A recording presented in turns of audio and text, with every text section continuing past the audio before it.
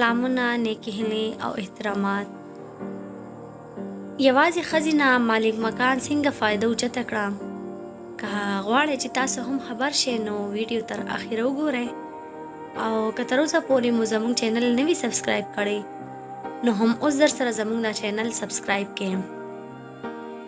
دوستانو، د شهناز په نوم یوه ښځه چې یو میډیا والته انټرویو اخیستی، نو په چغو چغو یې جړل. انکر ترې تپوس وکړو چې څه چل دی، نو شهناز ورته وویل چې زما خاوند به نورو ښځو سره غلطې رابطې لرلې، او دې د وجې چې کم دی نو هغه به ډېر کور ته نه راتلو. نو زه چې کم دی کور کې یوازې ومه، یو مالک مکان چې و نو هغه کور ته راغلی او ما ته یې وویل چې راځه زما سره غلط کار وکړم،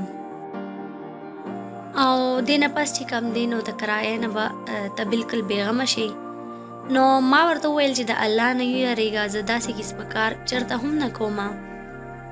هغه ښځه وایي چې هغه کور کې یو بل پورشن هم و چې هلته به جینکۍ راتلې او سړو سره به یې غلط قسمه کارونه کول.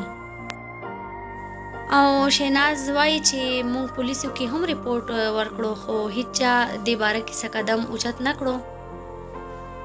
تاسو د دې ویډیو باره کې څه ویل غواړئ موږ ته په کمنټس کې ضرور ولیکئ. چېرته چې یې ښاد اوسئ، آباد اوسئ، بریالي اوسئ، او موږ هم په خپلو دعاګانو کې یاد ساتئ.